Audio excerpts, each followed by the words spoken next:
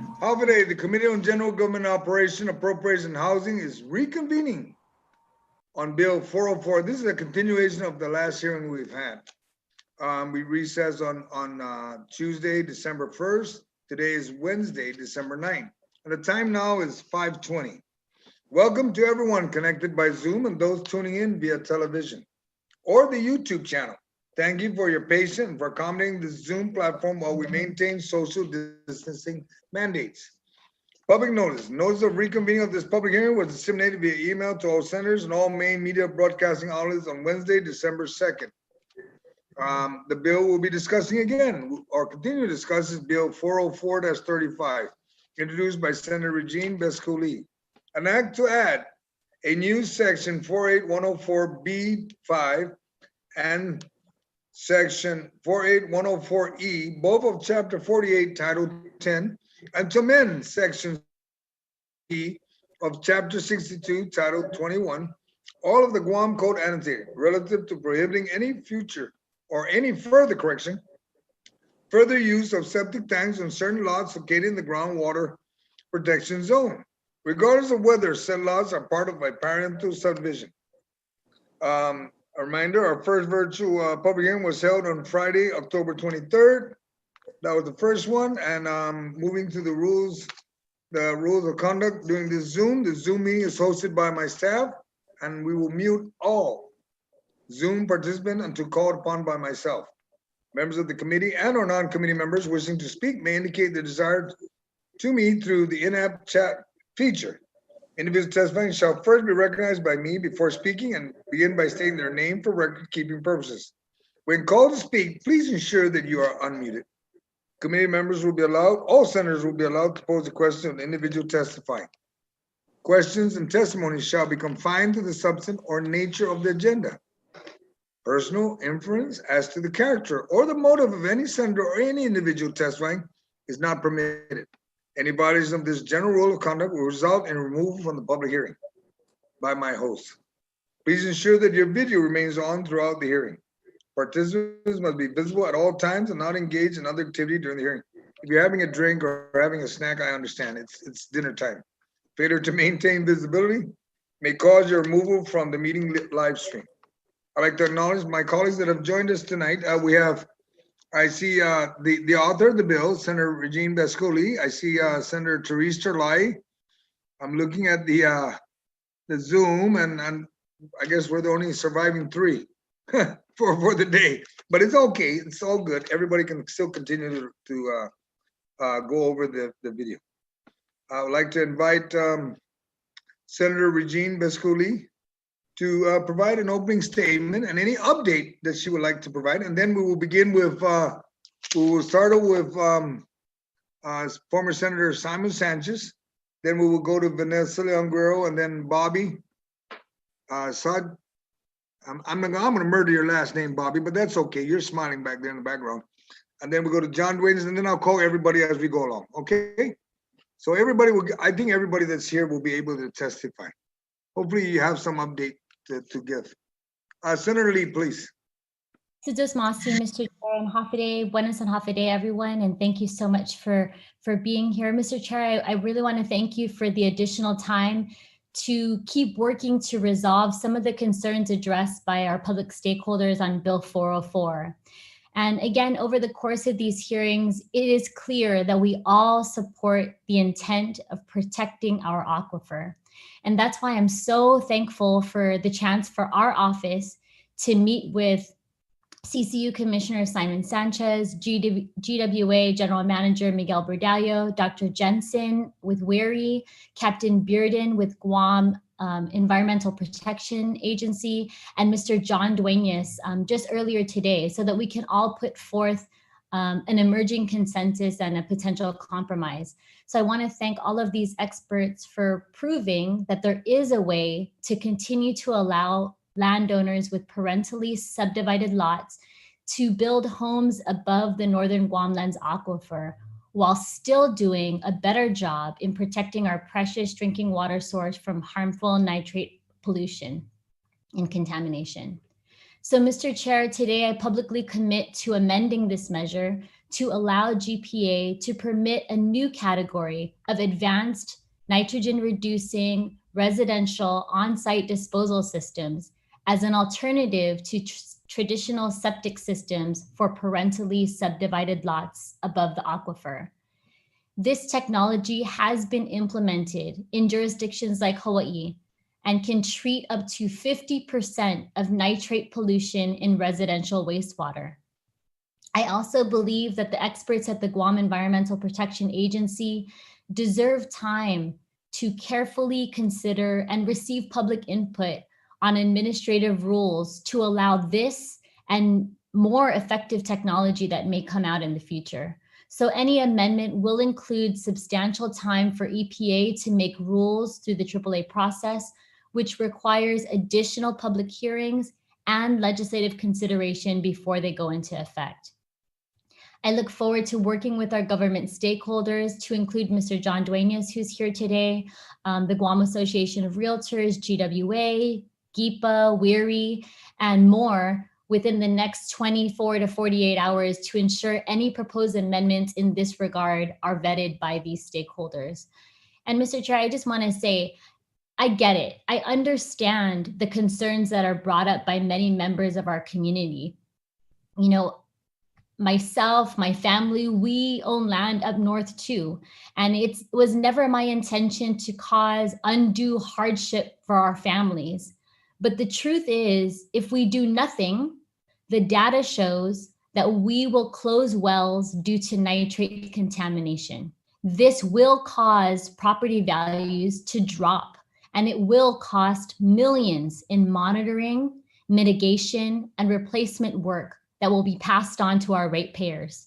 And worst of all, Mr. Chair, doing nothing will take us so much closer to a future with no aquifer. And that's a really scary scenario for the island of Guam. With that, Mr. Chair, I'm thankful for the opportunity to hear from our community, from landowners, realtors, and other advocates. And I'm grateful that we've been able to take the first steps to come to a consensus.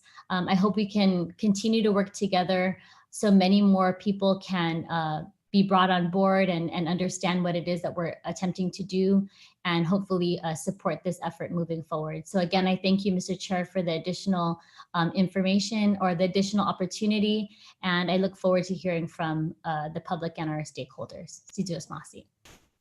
All right, thank you, Senator Lee. We'll begin with former Senator Simon Sanchez, please. I know you want to testify as an individual, as a citizen, but you're also part of CCU, so it impacts you no matter how you want to look at it. Thank you. Sir. Yes, thank you, Senator. Well, and the distinction I want to draw is the thoughts I will share with all of us today are my personal thoughts. The CCU per se has not taken a position on the bill, but obviously Guam Water Works Authority plays a major role in the management of our water resources, not only in terms of the water we bring up from the aquifer, but equally important is the wastewater that we all generate when we develop property, and how that wastewater gets managed and taken away from our property.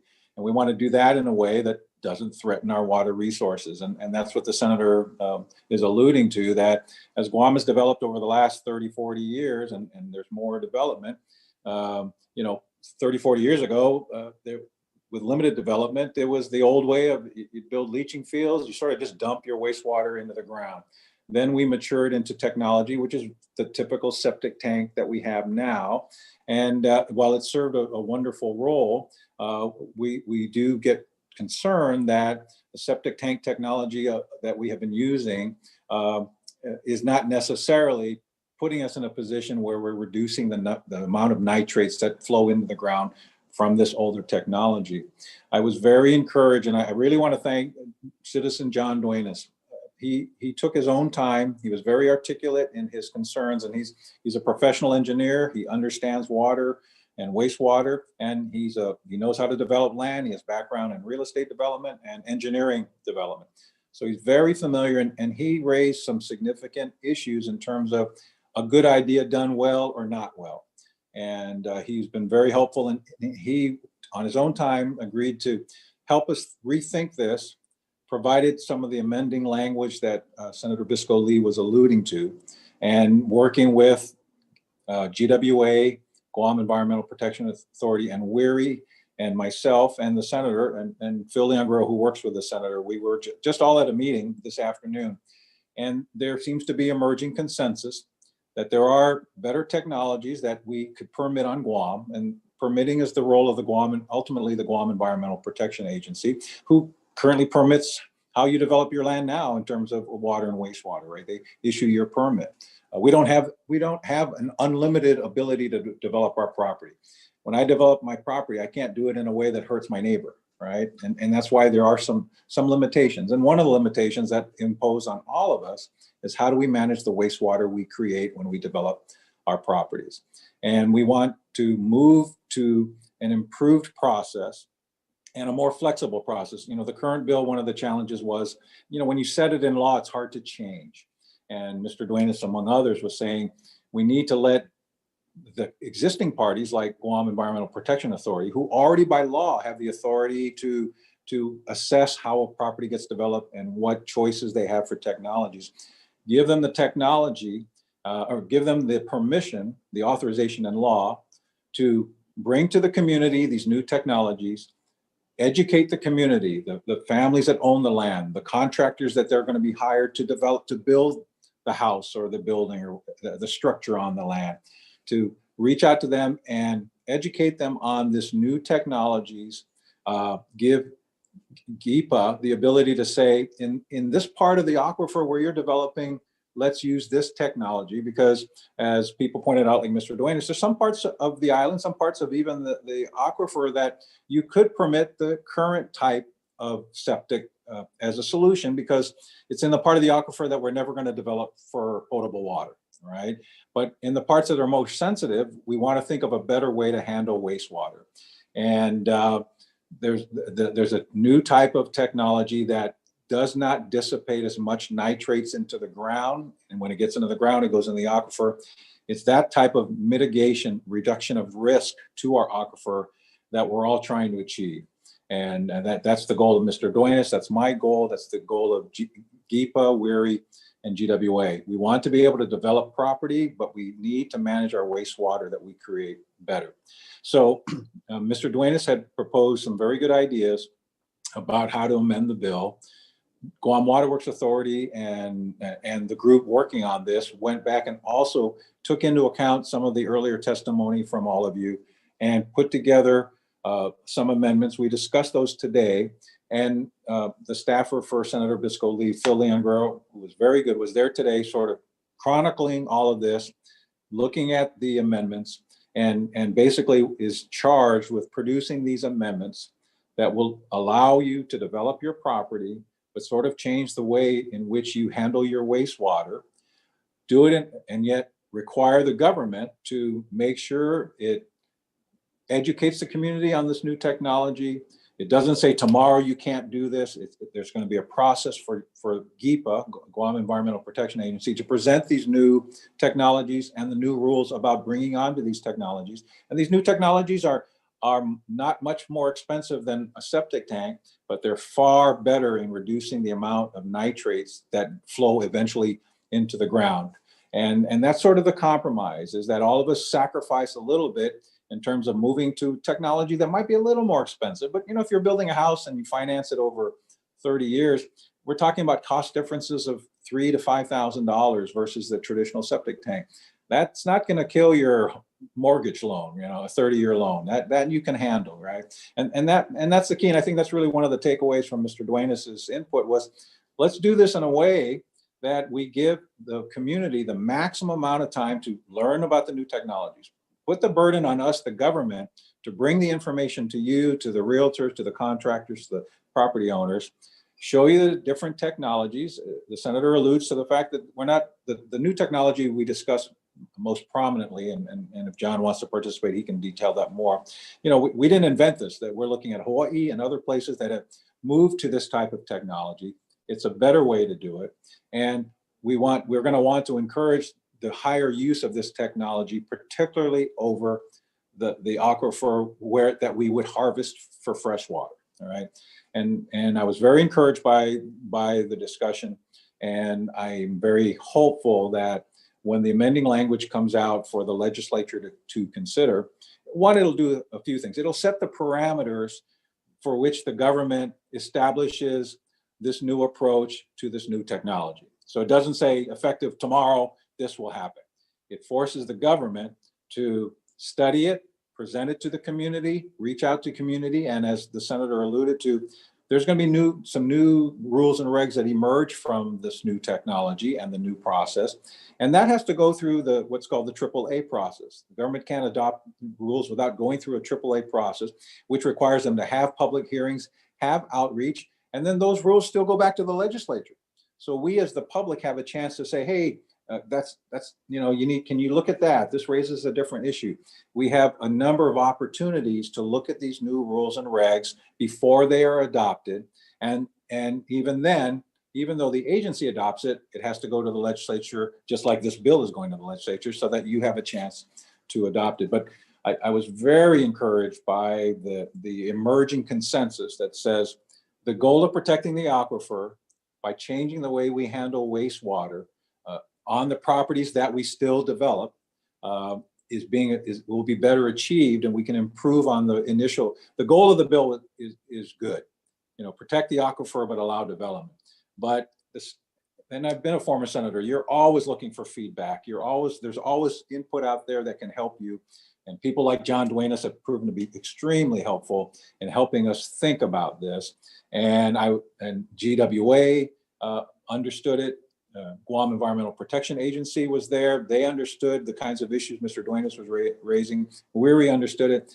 And in fact, and there's been some exchange of language already that we have tasked the staff member of Senator Bisco Lee, Phil Leon Guerrero, to merge that language, circulate that. We're going to send it to Mr. Duenas and other key players. We'd be happy to share it with the realtor community. We're going to look at it and then bring that language back to the committee and to the body as a whole when it takes up this bill, and amend the bill so that we still allow for responsible development, but we begin to change the way in which we manage our wastewater when we develop our property, particularly over the most vulnerable parts of our water system. I think that's the goal of everybody that I've been involved with in this process. And if and when you allow Mr. Duenas to speak, I look forward to his comments. But I was very encouraged by the working group that has been working on the problems with the bill, the challenges with the bill for the last few weeks, and the interaction between key players. Mr. Duenas understands the issues from the private sector side, the private development side, and the engineering side, and he was very helpful. And the government understands that too. The government's been permitting development for 50 years. They understand, and they too run into scenarios where development forces them to make decisions about what you can and can't do on your property as you develop it. But we need to move to a better level of regulation. And whatever we adopt, we have to give the community time to be exposed to this new approach. We have to educate them. We have to show them that solutions are available in the marketplace. To the degree possible, we in the government can encourage providers of these technical solutions to come to Guam and offer their solutions to property developers and begin to migrate away from the traditional type 2 septic tank, which is, it's not the only reason we have rising nitrates. GWA has to build more sewer lines. And fix the leaking ones. That also is contributing to rising nitrates. But you have to, it's a multi-pronged solution. There's not one reason that you have challenges in the aquifer, and there's not one solution. But this bill, to its credit, has opened up a discussion that many of us in the government and in development have said, we should have been talking about this for a while. Now we are.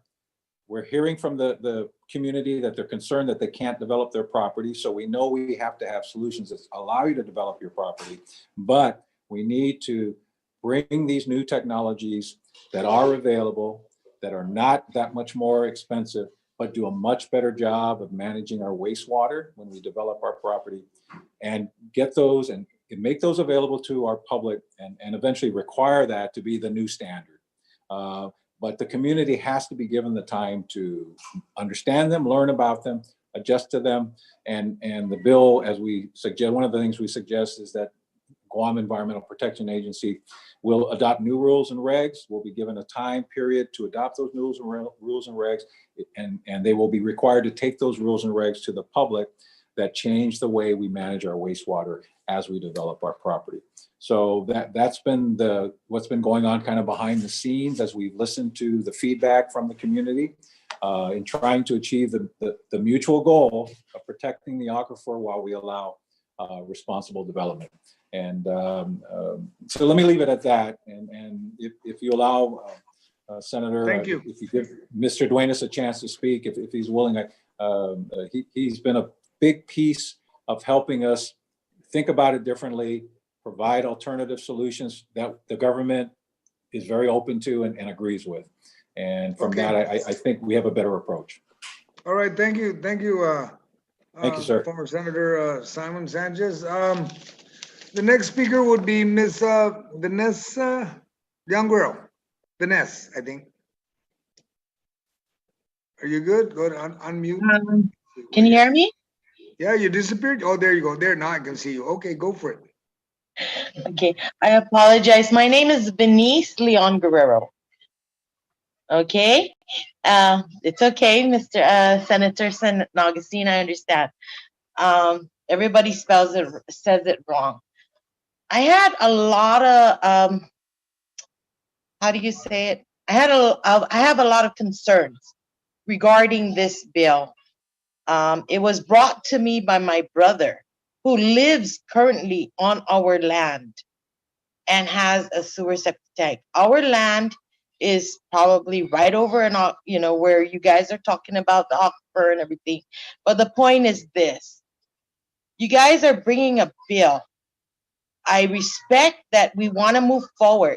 I respect that you guys want to do better for the island, but I also have to say that I disrespect it in the same way I respect it, because we've been doing something ever since, as the Chamorros would say, to better the government system. And up till now, we still haven't figured it out. What makes this aquifer better for us now? I'm reading this bill, and it says, basically, I have a 2 to 3 acre lot in Jigo. If I'm going to divide that between our 4 siblings, and then also we have to give the government our easements, then I have kids, and I want my kids to build on that land. I won't be able to, because there's a provision on this that says that I cannot, because it has to be less than 1/2 acre lot. So are you saying that if you want to pursue this aquifer, because my land is less than 1/2 acre and I built 3 houses, I cannot, because I cannot give my grandkid to stay next to me because we have to connect to this? It's not my fault that the government can't fork out to put sewers all over the island or aquifers. So you're telling me to dig in my pocket to give the government something that they'll eventually take. It's like the power poles. I built 3 power poles to get into my land just to get 1 power line. Then 2 years later, the neighbors started building around my land, and they're all using my power pole. I can't complain. Why? Because the government owns the power pole I paid for. And those people are getting free power. It's the same thing. It's always the same concept. Right now, the sewer, to be on a sewer, it costs an arm and a leg. People like me can't even build on my house, build a good standard house, because I have to go rent, because I can't even afford to build that house. Then you're going to make me pay for these things. Everything always ends up on the taxpayer. I'm sorry to say that. I may be a Leon girl, but I wasn't given a Bank of Guam or anything like that. Okay? I'm from Tumon, but that doesn't mean that, when my grandmother developed these lands and then bought lands there, her intent was to give it to us to make sure that we had a better living. But that doesn't mean better living means We have to build our own home. We have to build our own sewer. We have to do this. We have that. I know we have to protect the water. I understand that. And I know, but there should be more solutions than this aquifer. That's all I have to say.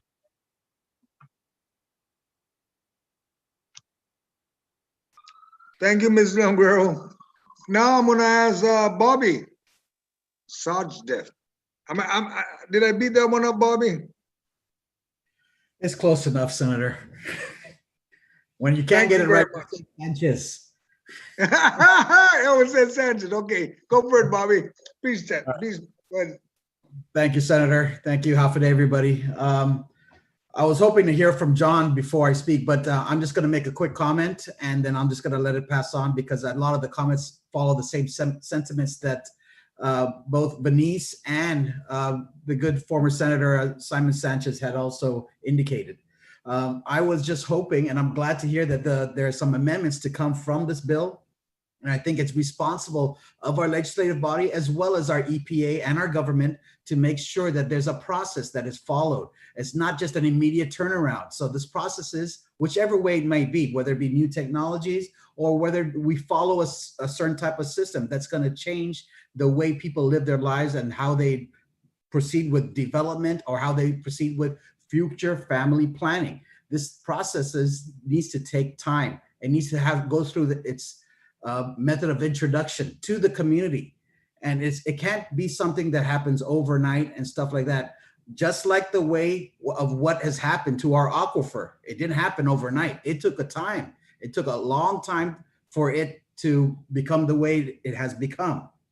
All I'm asking for and all I'm suggesting is that we maintain some sort of system to still maintain protection of to maintain the goal of protecting our aquifer, but maintain a process that is not so radical and creates a tremendous amount of chaos and uncertainty between developers, homeowners, contractors, and even those working in the government enforcing these rules. That's all I got to say. Thank you.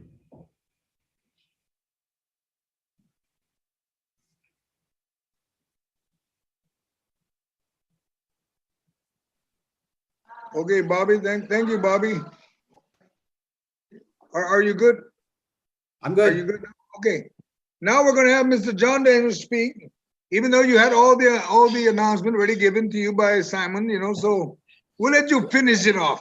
But John, if there's any recommendation as a result of your meeting, please share that with the community tonight, because I think the people of Guam would like to hear what is even considered. It's always nice to know so that the folks don't walk away with thinking that we're just taking away their property. And that's never the intent. We want to protect the aquifer. Okay, John? So please, thank you. And hi, Liz. Bye. Okay. Yeah, 2 for 1 right here. So I think what I heard Simon explain really encapsulates what has happened so far. And I think it's carefully chosen words are really a true representation of what is going on right now. Before I make additional comments, I wanted to say a couple of things. One is that, and as borne out by Venice, she really correctly stated the concerns that the public has with regard to the original bill. I think she reflected the dilemma, the problems, and the impacts that the original bill would have had on hundreds and hundreds of families. It's not just one family, 2 families. I think there are a lot of families out there that are affected. So I believe that her testimony is a very strong one, and the senators and the government really should take heart with the words that she imparted to us.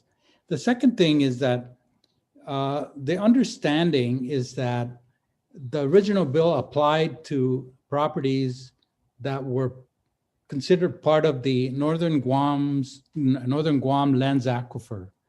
But there are 2 terms floating out there. One is the Northern Guam Lands Aquifer The other is the groundwater protection zone.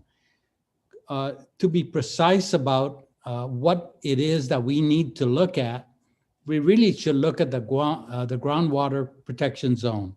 That, according to Captain Bearden, is a specific, has specific boundaries. And those boundaries actually have metes and bounds. So my thought is that if we can find out where the description is of the GPZ, that we should overlay that over the really fine mapping system we have now showing lots. And you can tell pretty quickly where your lot falls, whatever, if you have a parental subdivision lot, where it falls either under the GPZ or not under GPZ, such that perhaps if you're outside that groundwater protection zone, EPA has the discretion to actually allow you to build a septic tank leaching field. I think this is really important because the map that I've seen that shows you the areas that we need to protect would start somewhere in Chalampago to the tip of Anderson is just too broad and is not a representation of the areas that are sensitive and the areas that are not. And I believe that's just a process of resurrecting the previous data of the boundaries of the GPZ and overlaying it over our mapping system on Guam. So with that in mind, the other thing is, it's my opinion, and I've never denied that there is a correlation between septic tank discharge and increasing nitrates in our groundwater. I could just tell you that there will be, whether it's a rapid increase, but there is increasing nitrates, probably because of our septic tank discharge. But as my discussions with David Damian, he mentioned that several of the septic tanks that he inspected in preparation for placing a experimental system, they were empty. And you know what that means, right? It's not going to the leaching field. It's actually seeping into the ground as raw sewage. It's my opinion that there are a lot of facilities, type 2 facilities, septic tanks, leaching field, out there that are not working properly. And I don't know if that was the fault of the inspectors when they put it in the ground, or over time, maybe cracks develop. But I think that one of the takeaways from our meeting this afternoon was that the government needs to, focus on enforcing the requirements of the construction of those type 2 facilities. Okay, with that in mind, then, we were talking about a new type of wastewater disposal facility. It's not really new, but it will be new to Guam law. And we're calling this type 4 facilities. And what a type 4 facility is, it's a nitrate reducing wastewater disposal system. There are many manufacturers out there that produce these. David Damian has brought some to Guam, and it's made by Fuji, I believe. And that company has had a 30-year track record of producing these type of facilities. Maybe not the nitrate reducing part, but certainly they have those available. Simon mentioned that what we're trying to do, or at least what the government will be doing, allowing time for this information to go out to the public and to come up with regulations on how these facilities are to be permitted, are to be used, where they should be used, where perhaps type 2 facilities can be used. And I think during that period, I think there will be many, many systems identified that will work as a type 4 facility. And because of that, given that amount of time, our property owners will have the option to pick whatever it is that suits them, whatever they can afford, and be able to procure those and have those installed. But I also mentioned that you don't want to put these requirements on the property owner for proper installation and O&M, operation and maintenance. It should be put, the initial installation responsibility should be put on licensed contractors. So that behooves then licensed contractors to get to know what's available out there, have some of their people certified on how these systems can be installed, and perhaps get into the business of renewing yearly permits for operating these systems. It does not have to be one contractor. It could be quite a number of contractors. More contractors, the better. More competition out there. The last thing about these systems is that it really has to be cost competitive. Mhm. You know, we can't be proposing $50,000, $100,000 systems as an alternative. It has to be a system that is relatively comparable to the cost of a septic tank and leach field, properly constructed.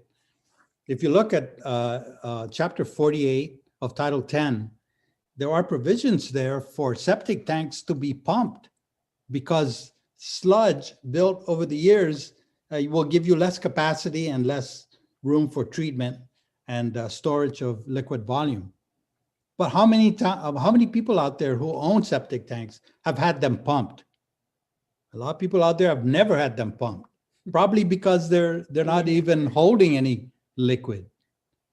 So Senators and Agustin, you probably have one of those, right? So there are a number of things that can be done in the coming months that this law that Senator Lee is proposing that would set the stage for coming up with the proper regulations and educating the public on how these systems can be used on your particular lot. You know, it does not stop parental subdivisions. What it does is it gives the parental subdivision owners and those that are proposing to create parental subdivisions an option to pursue that can allow them to retain the value of their property and to make improvements once they can afford it. So I think Simon stated what happened this afternoon very, very well. And I have to thank Venice for providing what I would say is a universal public input regarding the problems that could be created by this bill. And the other thing is that I'm a proponent for having the Guam Environmental Protection Agency administrator and staff, or at least it has to be the administrator, provide a waiver for the use of type 2 facilities, because that agency is the agency that could tell you whether you're sitting on top of a sensitive zone or you're not. If you ban that waiver, then what it does is it's a draconian measure that will impact a lot of people undeservedly. So, yep, that's what I have to say. Thank you, John. At least you identified somebody from Jigo that could be a distributor, not Primo Dave, but that's okay. We'll get Dave to speak on that one. And on the septic tank, I do it every 3 years. I have it pumped out no matter what. Just pump it out, you know, just for purpose of maintenance, just in case, you know, they say, right, stuff happens. Ms. Gina Campos, ma'am, you're next. If you have anything to say, ma'am, you'd like to speak, the floor is yours. Only that I want to thank you, Senator San Agustin, for giving us the opportunity again to voice our opinions. We greatly appreciate your time. I know you've had a full day and now you're going to have a full night with this. As you can see, we are concerned enough to continue participating. I'm sure Senator Lee, her concerns are particularly about the aquifer. Our concerns are about how this bill impacts the community and the people that fall under the parental subdivision law, how it will hurt them, and that's exactly what it's going to do. I don't know that eliminating parental subdivisions, I cannot see that that's a cure for the aquifer, but I think John and everybody else on this program and who continues to participate are coming up with some solutions that would work. And I really appreciate their time and effort. You know, and as Venice was mentioning, it almost always seems to fall on the property owner, on their table, on figuring out how to take care of the cost. Years ago, when they changed the law so that you needed to hire a specific type of contractor to install water lines. So before, you could just build your house and your contractor could basically bring in the water line and connect and prepare your stub out and connect your house, and GWA will come and throw in the meter. But when they changed the law, so now you have to have a particular license to do that, it added to the cost of installing water to your home when you do construction. And I really ask all the participants and all the people involved, 5,000, 8,000 doesn't sound like a lot of money, but to some it is building a home or not building a home. So let's please try to keep that in mind, because these families that fall under the parental subdivision rules that are trying to use that as a means of subdividing their property and passing it down to their families and their children, $5,000 is significant, $8,000 is significant. And I just worry that these new systems, by the time the government puts everything and all the rules in place, it'll be unaffordable for our average families. Right now, they struggle to bring in water, and everything kind of adds up. And I'm sure that if people put their heads together and really think this through, and like John said, we can create some kind of competitiveness, and perhaps the government could look at something to help out with this process, or with these new facilities that you're looking at. It might help the consumers, because that's the reason housing here is unaffordable, is the cost. So I hope you guys can also put a little bit of effort into thinking about that. Thank you, Senator, again, and thank you everybody for your participation. Thank you, Gina. And when you mentioned that, and every time they keep talking about, and I know when Donna finally gets to speak, I'm just concerned that as we talk about all these lands, other than the folks that own property, I'm wondering about the Chamorro Trust that's all over up in north. How much of them is on the aquifer, and who's fixing that? And that's government property. But we're gonna move along. Dave Demian, you turn off your video. You're the distributor of the goodies, man. Dave, let me see. Well, Dave's not on. Maybe we'll catch up with him later. We'll move to Ryan. There's Dave. Dave, since you got the goodies you're going to bring on for Jigo, and you're from Jigo, you can take care of Donna Titan. Okay, anyway, Dave, go ahead, please. Unmute. Press the button. Okay. Half a day, and good evening, Chairman Agustin and Senator Lee, and members of the 35th Guam Legislature, and of course the people following this public hearing. The information that's being presented right now obviously is new to me. It's a pleasant surprise to hear that there's going to be some focus on the treatment systems of what John Duane is calling Type 4 systems. However, I think we still remain concerned about the bill itself and its form of just restricting people right now from using their properties or using septic tanks on parental subdivision lots. We know it takes a long time before of course, plans are made and plans are in place to get systems used. Our system, as an example, that we've been testing for 9 years, we've always been aware that there was a need to protect our aquifer. We know that there was a gap in policies and restrictions on the northern side of Guam, which I was affected by since I was basically building my first unit. And we knew that the restrictions made it very difficult for us, especially relative to density. And so we looked into the systems because we knew that EPA, obviously, and of course the government had a real concern for protecting the aquifer, and we thought highly about that. And so, like I said, we invested in the systems. We've been testing them for 9 years. We stress stress tested them numerous times because these systems, just so you know, require very careful installation. They require a bit of maintenance on the systems as well. And then also they require pumping once a year. So there are some additional expenses. But when we did the cost analysis on these systems, we were able to determine at the time that we'd be able to offer it as at a similar cost to septic tanks and leaching fields, at least at that time, based on what we were seeing. I have not received updated pricing, but as John said, yeah, there are definitely a whole number of other systems out there. We studied actually about 3 of them and settled on one.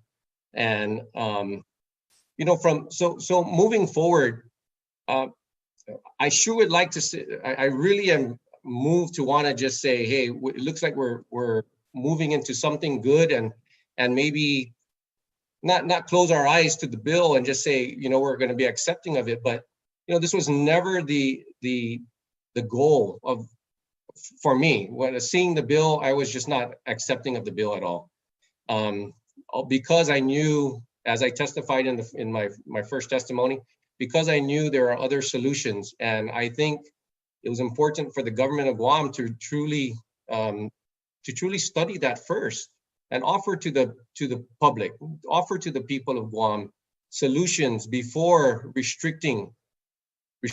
placing restrictions on them.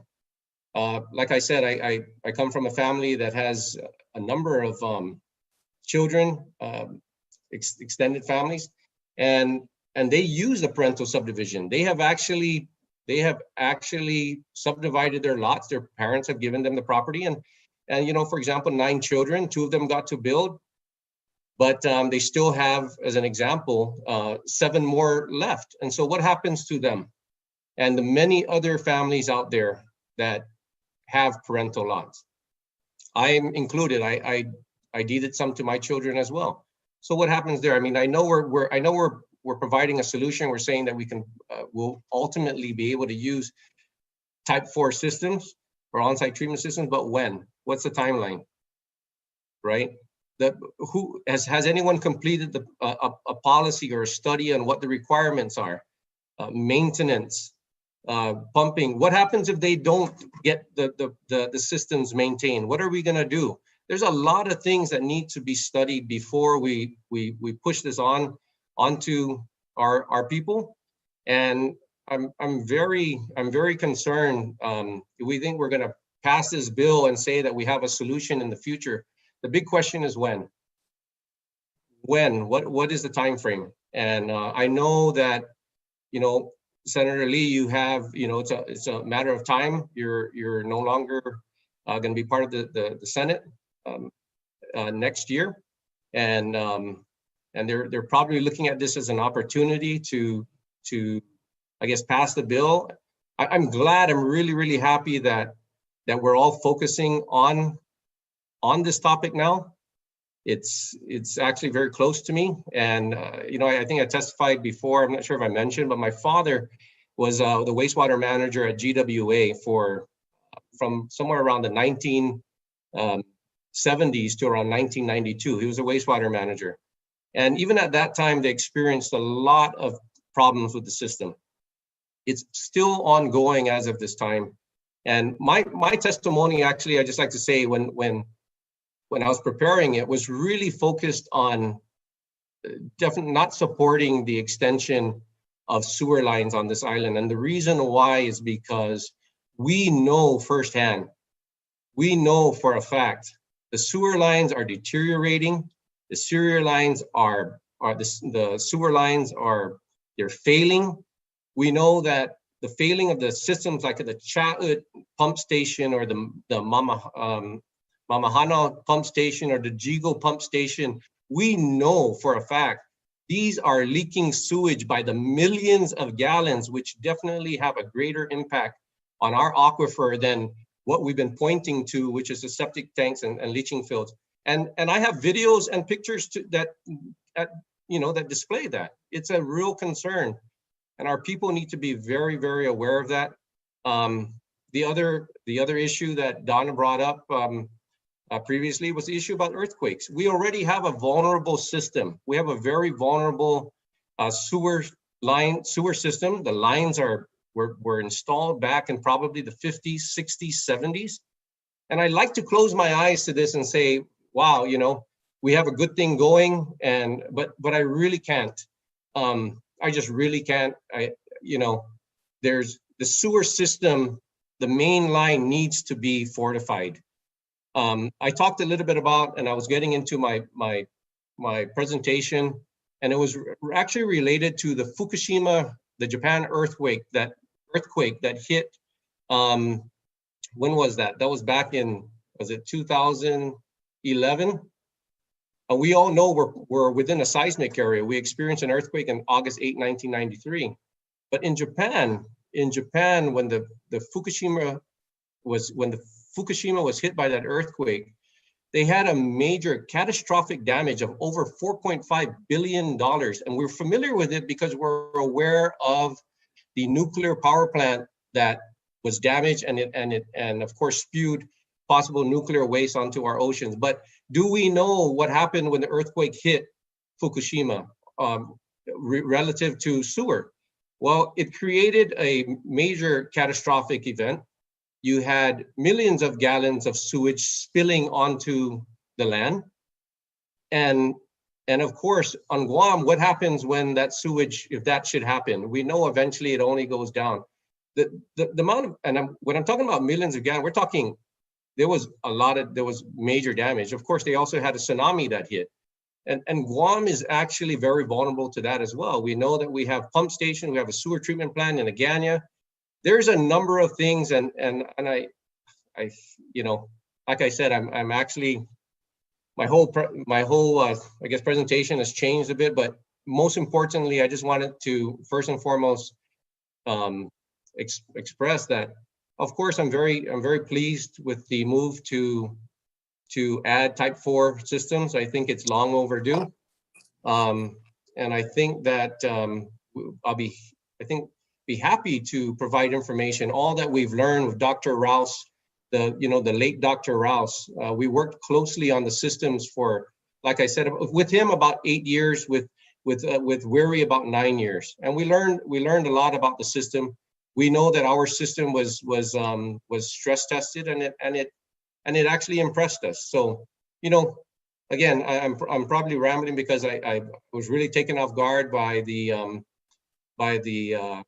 of course, it's somewhat of a pleasant surprise that we're looking at these type 4 systems, but at the same time, I was really focused on talking about the challenges that GWA faces that I'm aware of, and I know that the employees as well are affected. We know that they do have major problems, and some of them are the same problems that have been occurring since my father was there, maybe close to 30 years ago. It's the same ones, Mama Hanau, right?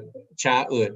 Then you got the recent ones, and you got social media, and they're sharing a lot of this information. And they show the manholes that are just spewing raw sewage onto the land. I mean, I can't close my eyes to this. We got the sewer lines that are failing, that are falling, are deteriorating, collapsing on Marine Drive. On Marine Drive in Asan, we know that those are no longer there. I mean, that's millions of gallons of sewage, and I just like to say that if we're going to do something, I hope the senators would really focus on putting attention to fortifying our sewer lines rather than expanding it as it is. And I'm definitely not in agreement with expanding it.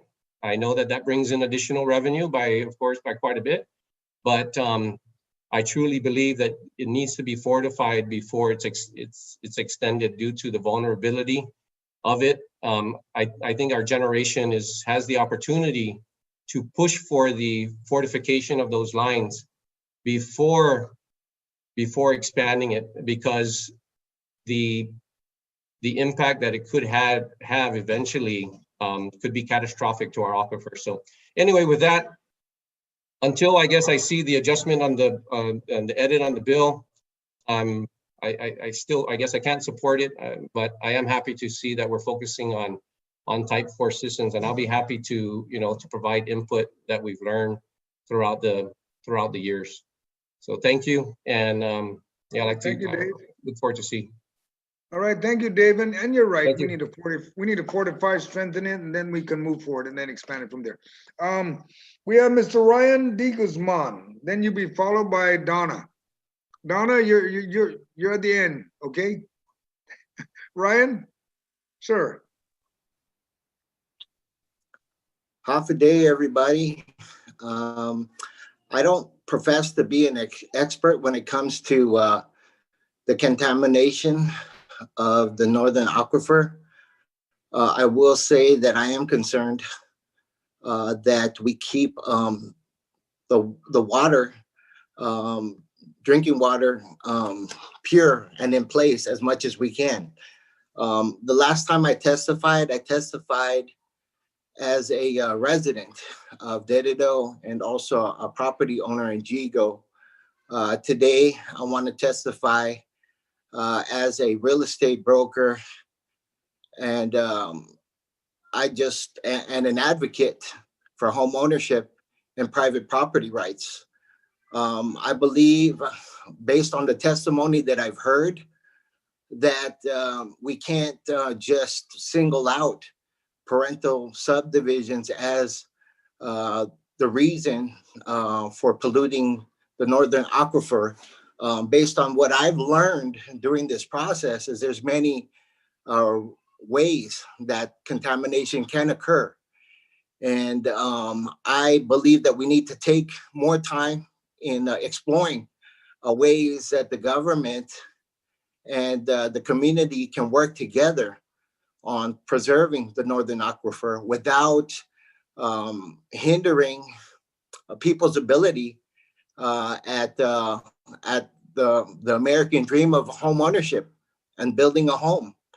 I think many people will be impacted as a result, myself included. In fact, I'm in the process of doing a parental subdivision right now. And of course, I want to do it safely. And I'm totally open to any amendments to the bill that would ensure that when we do put a septic tank on the property that we plan on developing, that it won't cause further contamination to the aquifer. But I do believe that it should be affordable. And I agree with what was said earlier regarding most of these issues and concerns that we have. A lot of times these regulations cause more harm to the homeowner. And so we need to find solutions that are not going to be overburdening the homeowners and the people that want to build a home. I believe in home ownership. I believe that it's essential. I believe in that the water supply is essential too, but we need to work together on trying to figure out solutions so that we can be able to coexist on the desires that we have for the preservation of water, but also for home ownership and private and also protecting private property rights. So I just wanted to say that I oppose the bill as it is written. I would like to see what amendments are going to be proposed, and hopefully we can all come together and work out solutions that are going to benefit the whole community and not hurt one side over the other per se. So I do want to thank the Senator Bisco Lee. I also want to thank you, Senator San Agustin, for bringing this to the table. I think it's important before anything is passed that it should have, it should be vetted. It should be discussed. It should be given the time that it deserves. We're talking about lives. We're talking about homes. We're talking about, just serious consequences one way or the other. So let's come together as a community. let's come together as a people, and let's look at the whole picture and do whatever research we need to do in order to make the right decisions that's going to benefit all. That's going to benefit all. So thank you so much. That's really all that I have to say. And thank you to everybody on this panel for taking the time out to be here and for sharing your. Thank you, Ryan. Now we have Donna Miller, Taituno from Ziku. Donna, unmute. There you Hi, go. can you hear me? Can you hear me? Okay. I can't hear you. Can you talk a little bit louder so we can, I don't know, can everybody hear her? Let's Can you see. guys hear me? Can everybody hear her? It's very, very soft. Wait, it's really soft. Lastima, your Taituno, speak up, girl. It's very faint. Can you hear me now? No, it's low. OMG. I don't know how. I'm at the loudest of my computer.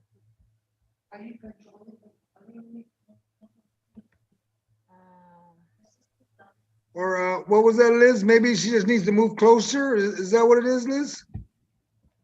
Can you hear me? Sito na set to now get the computer. I don't know what's going on. I'm at my loudest now. You at your loudest? I'm talking to my. Yeah, we can't control on this side. I think it's all on you.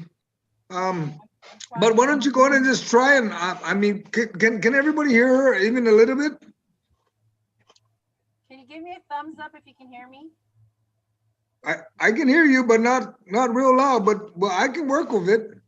It's recorded. We got Century's thumbs up. We got quite a few thumbs up, so we're I guess go. Liz is right there next to the computer, so it's working. So I'm going to talk as close to my computer as I can. Thank you very much, senators, for having this hearing. I too am not for this bill. I'm really concerned with the language that's being used. And since this is the first time I've heard of any amendments or the discussion that has happened today, which I'm grateful for, because prior to this, I was really worried. As a single mom, just getting back on my feet, my property is the only thing that I have that's going to give me any value to be able to use as collateral or to be able to build and live my life and offer to my son. I don't have the extra 3,000, 5,000, or 8,000 everybody seems to think that I could come up with. And this COVID isn't helping, and losing jobs is going to be a big issue. I do want to thank Venice for putting it very clearly, the cost of having to invest in your property, especially when you're not near any facilities or structures that the power, water, and I'm one of those that Dave talked about where I'm actually at the end of our family inherited property, and everybody else has been able to build because, you know, I had an uncle who put up the power lines, but that stops like 10 power lines away from mine. So the cost of trying to get a sewage line into where I'm at is not going to happen in my generation, much less my son's. We're not a priority for the government to be able to do those things. And so currently the language of the bill has limits me and doesn't allow me to, will not allow me to be able to build because I don't have an acre. And our land is subdivided, but we're very far from any possible development that's going to happen. I am concerned with the focus on septic tanks and leaching fields. Senator Sinagasi mentioned the Chamorro Land Trust, which is way all on northern Guam. And as an agriculturist, I do inspections for farms, and no one's discussing about the effects of fertilizers and pesticides that are being put directly into the ground, or the regulation of that, on top of the issues of septic tanks and and the whole sewage system. I am not for the expansion of the sewage system because, again, Guam is not ideal for a one-line system. We are susceptible to earthquakes. We are susceptible to, deterioration.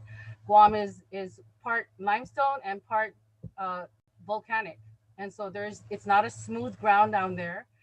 It's constantly moving. Water will deteriorate limestone, and so you're going to have gaps. We experience sudden sinkholes in our roadways. How does that happen, right? And everyone knows it's because of the sewage, so we know that the damages are there. I do hope that this bill is tabled because I really think that there needs to be a discussion. There needs to be further studies. I would prefer a bill that will allow studies to happen, that will actually address how much of these septic tanks are causing nitrate increase. Yes, of course it will happen, but how much? What's the density level? How much of our limestone can actually handle it? What is the recharge value and all the good stuff that needs to happen? Data needs to happen. Relying on writing policy without data doesn't make any sense at all. I agree with Senator Bisco Lee where no action is not proper. We do need to do action, and I'm grateful that this bill has brought to the forefront the discussion of our aquifer, the protection of our aquifer, um, addressing proper responsible development. That needs to happen. um, I remember when the Gilbaza stuff started happening, and I went up there and was doing some studies and seeing people make haphazard septic tanks. Didn't make any sense to me. But we do need some regulation. We do need real studies, and we need to listen to the people that have that. um, I wish there was legislation that had to do with providing funding so that GWA can GWA, EPA, all the people that are involved can actually go out and start inspecting these septic tanks that have been built. Um, Find out what is the status of the septic tanks on Guam, but also have the funding to reinforce the current sewage system that is there, especially where it's breaking down. Um, Making sewage travel from the north to the central area to be decontaminated or whatnot to handle the wastewater doesn't make any sense at all, because just the idea of earthquakes and pipes breaking is scary as it is. Millions of gallons of sewage is even today going into our sewage system. I mean, into our groundwater, because GW doesn't have the facilities to handle it, and we need to be able to empower them. Um, I'm grateful to hear that there's discussion that's happening to bring out other solutions, but like David said, David Damian, what's the timeline? It's too easy to just say, okay, this is going to happen if we just pass this bill, and this is what. No, we need concrete action. We need proper action to be put up. Let it go. The rights of the homeowners are important. Um, yes, I got this land as an inherited property, and it's kind of frustrating that I can't build on it because, one, I don't have power. There are no power lines there. There's no water lines there. Um, and now there's going to be a sewage issue, and that just doesn't make any sense for me at all. Um, I want to continue to live on Guam. I want a bill that's going to allow me to continue to live on Guam, to be able to make a future for my family, and for my son to have, a future for his. And that goes for everyone that is able to live on their property. Um, I'm forced to rent right now because I don't have the capital to be able to build.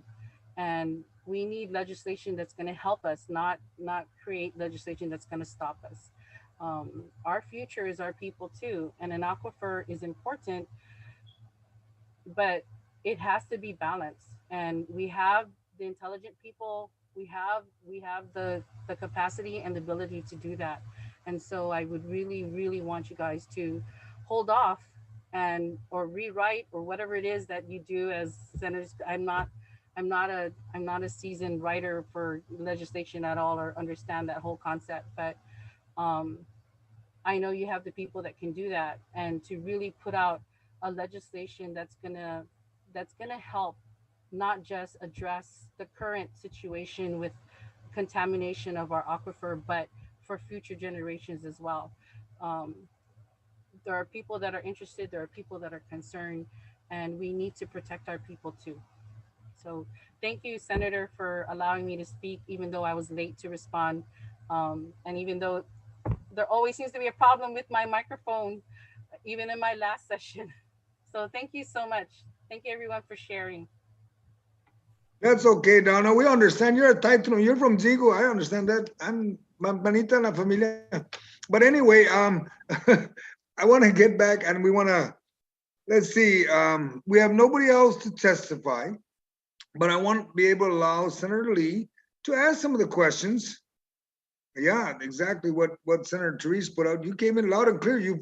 All of a sudden, I guess it woke up. Must have been the clearing of the whatever chemical that Dave is selling to you, because he's a Taitano too. But anyway, Senator Lee will be able to ask some questions for the panel that are here, or for the folks that are here. Maybe give some comments because she's got property in Jigo too. So I know she's concerned about that as a homeowner, but also of our water. And then we also have Senator Therese, who's the oversight for land. So she can figure out something on Tomorrowland Trust that, hey, check ko contamination. But then we have to deal with Jigo. We got Anderson Air Force Base. They're stretching all over the place. So I worry about that. Senator Lee, please, if you have any comments you want to make or ask any of the questions of any of the folks, especially John, because she'll be able to help bring in some power poles for some of the lands. Masi, Mr. Chair, again for the opportunity. I did want to ask or just want to thank everybody for their testimony. I think it's really important that we continue to have this discussion, and all of your input is so valuable to making sure that this bill is a palatable one and something that's going to help benefit our entire island. One of the things that was mentioned, Mr. Chair, by yourself and some of the other people testifying is land over the Chamorro Land Trust. And that was an important aspect of the 4 bills that we introduced as kind of this suite of measures to have additional protections over the aquifer. So bills 406 and 407, which were recently heard in the Committee on Land, also addressed some of these Chamorro Land Trust properties and different ways that we can attack this problem with regard to those lots. And so I just wanted to put that on the record as well. If anybody has questions or concerns about it, I believe it's bills 406 and 407. They're available for review on the website, on our Guam Legislature's website. But I did have a question maybe for Mr. Damian, Mr. David Damian, in terms of the idea about surrounding rules and regulations that we could potentially include, have the Guam, have GIPA consider additional rules and regulations. I wanted to ask, you had questions and concerns about a timeline. And so I wanted to see if maybe 6 or 9 months would be enough time to kind of have that process be vetted by all the stakeholders and give enough opportunity for the public to review and then make additional comments and then kind of go back to the drawing board. Do you believe that 6 to 9 months would be a sufficient amount of time to vet those concerns and have them addressed? Hi, Senator Lee. Yes, absolutely. I think, but obviously it depends on how much time you're going to be spending. If it's 6 months and you're not putting, a task force or so that is, purely focused on reaching that goal, then it'll never work. It doesn't matter if you're 6 or 12 months, but if you do have the team in place and you do dedicate their time and responsibility to resolve, to solving the problem, then, or clarifying the issues, then yes, definitely.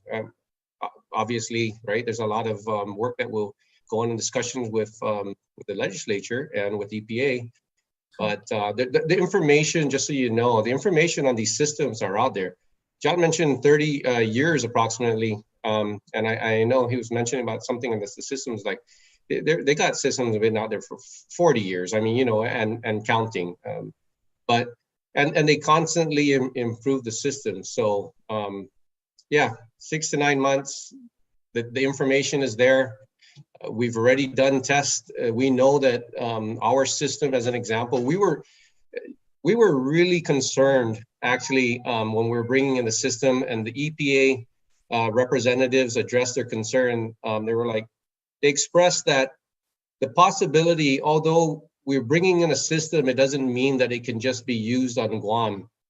Because Guam, they express a real major concern because Guam is obviously a different, as they say, it's a different animal. Just because it works out there, wherever, right, the United States or Australia or Japan, wherever it is, it does not mean it'll work here. And there's certain technologies that for some reason just don't do well here. And so, you know, the past 9 years that we've done it, we're happy that to say that I would offer this to the people of Guam. You know, it's been tested. I was worried about it before, and but after 9 years, I can say that wow, it's basically seamless. And you can ask the user.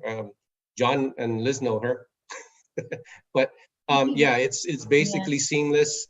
Cost, we hope that the cost still remains affordable. There's just, you know, but again, the practices that need to be in place before you put out a system like it. You really have to confirm, verify policies and stuff, procedures. So, Thank you anyway, so much. I really appreciate the feedback. And I did want to just mention that in addition to this Bill 404, there's also Bill 405, which does create a task force, and it does have all of these stakeholders kind of engaged and have them focused on this issue, so that we're approaching it from, you know, multiple that we're providing multiple solutions, and then come back to the legislature with the additional recommendations on how best to attack this problem. So I really want to thank you. And I also want to thank you for bringing up your dad and the work that he did. I believe it was 1994, I was for Island Government Day, I was the wastewater administrator for a day. So I got a chance to, you know, I think I was a middle school student, to kind of go around the island and view all these systems. And so I just feel like this is an interesting kind of full circle moment for me, because I was learning about it. And I'm now putting all those things into practice. But yeah, we really appreciate all of the employees at GWA and the folks in the government who are committed to making sure that we have clean water and wastewater systems that, you know, protect our people. So thank you, Mr. Damian. And then I guess I just want to pose the same question maybe to Mr. Duenas or Ms. Taitino about the time frame to consider rules, if 6 to 9 months would be palatable. Yes, Captain Bearden mentioned that he's really busy nowadays, and that he probably needed more than 6 months. I think 9 months to a year is a reasonable amount of time, probably a couple of months to come up with the data, identify where type 2 and type 4 facilities are required, and then propose those regulations for promulgation. And the promulgation process takes at least 90 days, Correct. and probably should take a little bit more, because you probably want to have public hearings in maybe in Dededo and maybe in Jigo. So I think 9 months to a year would work. But again, as David mentioned, you have to work on it. You know, you can't just let it sit. Somebody has to be working on it. I'd say full time. Correct. And then, yeah, Mr. Duenas, I believe that Mr. de Guzman also just mentioned in our chat that we should include village mayors who will be affected as a result. And so, yeah, absolutely, we want to make sure that our mayors and our other community leaders are pulled into this process. So I appreciate that. Ms. Taitino, do you have any comments about this time frame? Hi. I agree with David and Mr. Duenas that the timeline seems fine, except that, you know, like Mr. Duenas said, it sounds like Mr. Reardon is busy. So, so long as you have a focused team to make sure that this actually happens, and that they actually follow through and all of that, that would be, I think the 9 to 12 months would be better. Okay, I'm not professional on this stuff, so yeah, thank you. you need No, a I just, you need a real set of people to be on top of that. thank you. Thank you very much, Mr. Chair. I wanted to say what's important to consider now is to actually move forward with a law that creates the type 4 facility, because the present chapter 48 does not allow for a type 4. And I think maybe that has been part of the dilemma that EPA has had. They only present 3 types: cesspool, privy, and type 2. That is correct. And Mr. Type 4 should be allowed. Correct. So, and just for the benefit of everyone listening, we're talking about advanced nitrogen reducing residential on-site disposal system, which means an on-site wastewater treatment and disposal system capable of reducing total nitrogen and effluent by at least 50%, meeting NSF/ANSI standard 245 wastewater treatment systems nitrogen reduction, and installed, operated, maintained, and monitored as required under, I think there was another chapter 48 of the code. So we can, that's what we're attempting to reference here. Right. I think, Senator, that GWA and GEPA agreed that those really technical requirements, what they have to meet, the NSF and NSI, should be promulgated rather than written into law, because those provisions could change. Correct. Thank you, Mr. Duenas. I appreciate that. Thank you, Mr. All right. Thank you, Senator Lee. See, we got Senator Therese, but before I ask Senator Therese to speak, maybe we can get Dave to give out samples to like Donna and some of us folks up in Jigu so we can test it out. But anyway, Senator Therese, please. Any questions?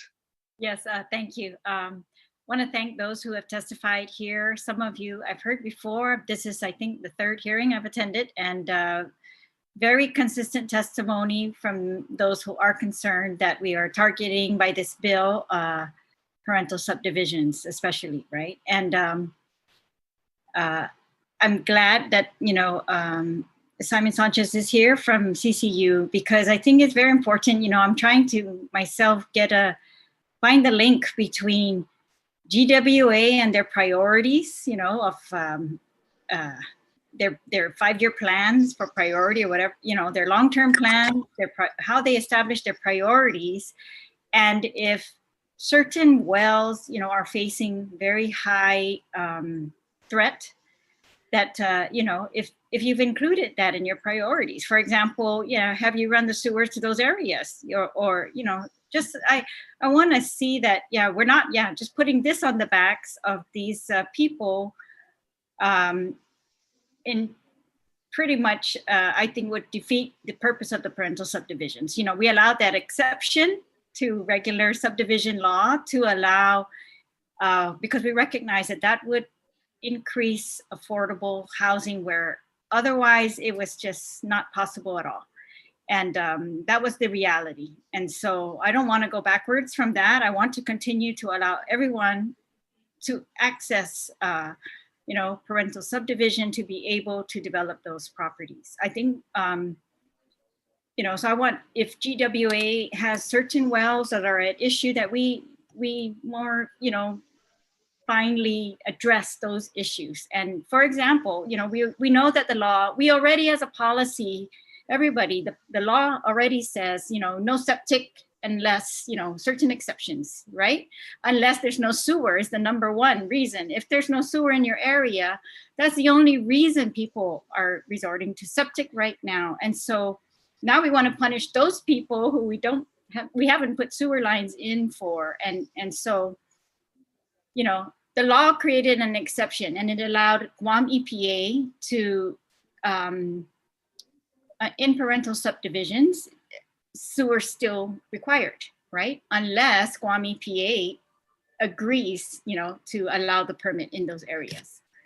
So I think the first hearing on this bill, I had to ask Guam EPA, and they're not here today, unfortunately, but I had asked them to provide us information as to how many exceptions they had made and why, if they made those exceptions, now they are in support of no exceptions. And, is it a blanket support, or is it only in certain, areas? And, we know that GWA is working to extend their sewer lines. And so I just want to, I guess, put the scientists that came before us, the testimony as to, certain wells might be under threat, then let's, I hope that GWA's plans match up with that.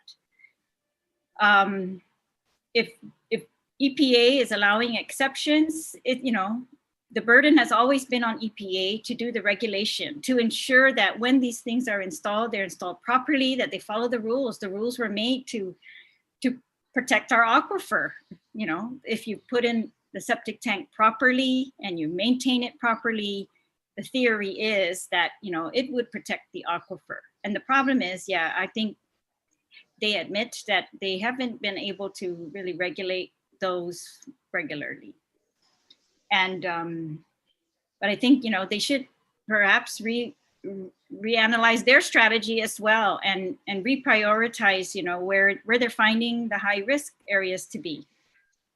And then, I'm glad to hear today the discussion about the alternate types. You're calling it the type 4 septic. And I think it was you, Mr. Damian, who, in the earlier hearings had told us repeatedly, that there are other technologies available.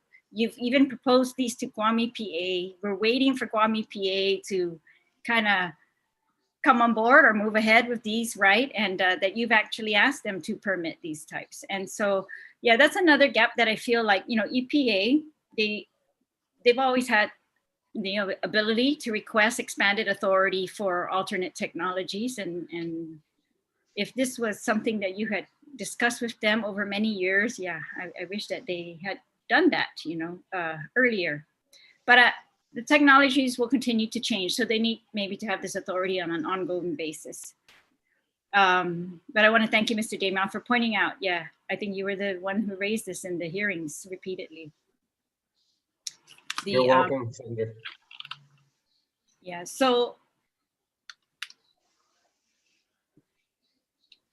I mean, that's it. I mean, I just want to, again, commend all of those who have consistently testified. I think it's been very consistent, Mr. Chair, that, the concerns these are very real. They're going to impact their ability to build on these properties because it's a prerequisite, So there's no exception allowed, and it would remove all of that discretion that Guam EPA currently has. And so I wish they were here today at this hearing, the Guam EPA. That was something that I had asked earlier. I think they're the ones who really need to be on board here because it's either a lack of enforcement or, the permitting.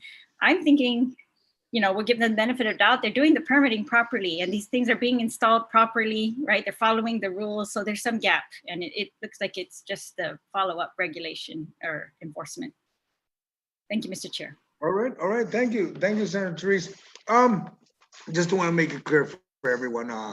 Number one, I don't think the bill was never intended to attack anybody's property or anything. It's concern of the aquifer. That's really what it comes down to. I live in Jigu. Dave lives in Jigu. Donna lives in Jigu. Let me see. I think Denise lives in Jigu. There's quite a few of us that live in Jigu. And I got a septic tank. It's been there for 40 years. So we want to talk about EPA. EPA, you dropped the ball. I like them to get back on the ball. GWA, fix, fortify the sewer lines and then build for it. And that'll fall on our former Senator Simon Sanchez's hands as the CCU. Let's get back to work. Because then maybe we can get Dave and John to provide power poles and provide the treatment so we can all get it fixed. And we can fix and protect our aquifer. That being said, Senator Lee, would you like to make a closing so we can wrap this one up? And I would just advise everyone that has attended the hearing. I've checked my staff. We have your email. any amendments that's going to be added on, considered, I'm going to do the best I can to get it to you through email. So John, don't block my email, kids. I'm going to send it to Liz, not you, maybe, and Gina, and we'll send it out as fast as we can, because I'm going to tell you folks right now, I would like to see a map, a true map of where we're at, who owns the property. Are they private? Are they Anderson? Are they Air Force property? Are they Chamorro Land Trust? And just map it down so that everybody can understand the differences, because I know Dave mentioned it, John mentioned it. There's different types of land mass that determines what can be built and what should be used. And then if it's all laid out, then everybody understands it's about our water. And once we fix this or come up with some serious consideration, I think everybody's going to walk away and says, we understand. And then we just got to make sure we bring the sewer line, because I don't even have sewer line. I got a septic tank. I've been there. I got 40 years on my property. So everybody, no, don't tell me about sewer line. I got septic. Okay, and we'll move on. Senator Lee, please. And we'll wrap this up. Mr. Chairman, thank you so much for the opportunity, for heeding the call of the first public hearing on Bill 404 and convening this additional opportunity for our stakeholders to offer their concerns and really to make this bill better. I think the one thing that we all agree on, and it's been stated and repeated often since the first hearing, is that we all support protecting the Northern Guam Lands aquifer. And that's the noble goal of this bill and the 3 other companion measures. That's what it aims to accomplish. And those include measures regarding the Chamorro Land Trust that had a recent public hearing in the Committee on Land. So once again, I'm very thankful for the opportunity to hear from the community, from landowners, realtors, advocates. And I'm also really grateful to our subject matter experts that have been available to explain the research and the data that we've collected. I'm thankful that we've been able to take the first steps to come to a consensus, and I hope that we can all continue to work together so more people can be brought into the fold and support this effort. Because again, as you mentioned, Mr. Chair, this is really an issue that will affect our island forever. Our aquifer is an incredible resource. It took millions of years to form. Our ancestors, the good stewards of this very special place, gifted us with all the drinking water that we'll ever need. To ignore this very clear and present danger to our precious natural asset is both disrespectful to our mañana and also to generations to come. But we already have a perfect system to provide all the drinking water we'll ever need. It's our job to protect it. And that was given to us by God and entrusted to us by our ancestors. So keeping our aquifer viable will mean Guahan can continue to be a place where we have all that we need to sustain our lives and our livelihoods. So again, Mr. Chair, I'm hoping that with the commitment to amend the bill laid out today, we can prioritize better and emerging technologies to protect our aquifer while also keeping the dream of home ownership alive for all of our landowners. And with that, again, Mr. Chair, I really appreciate this opportunity. Thank you to Senator Terlahi also for joining us, and to all of our stakeholders. Sejos Masi. Thank you, Senator Lee. And I'd like to just give fair warning to John and Dave. I will be reaching out to the 2 of you to meet up and let's talk about what are some of the things we need to amend. Because I know Senator Lee's looking out for that. Let's get our aquifer protected. Let's protect our homeowners and everybody else. And then I'll reach out to former Senator Simon Sanchez for CCU that says we need to get them on board so we get Public Works involved. Then I'll reach out to EPA where we got the oversight chair, I think it's Senator Sabina Perez, and said, hey, come on board. We need to get this fixed and let's take care of it. And John's going to be looking forward to meeting with me. I know that, other than meeting at Home Depot. But anyway, there being no additional individuals to present further testimony on this bill, the committee will continue to receive testimony until December 11th for the acceptance of any additional information or public testimony on the agenda item discussed. So John and Dave will be meeting soon. You may submit testimonies to the mailroom on the Guam Legislature in the Guam Congress building or through email at Senator joesaugustine@gmail.com. Again, I want to thank everyone for attending the public hearing and for providing feedback and suggestions. The public hearing is now adjourned. The time now is 6:54. Si Jesus Masi. Please stay safe, wear your mask, wash your hands, and practice social distancing. Adios. Have a good night. Drive safe. It's wet out there.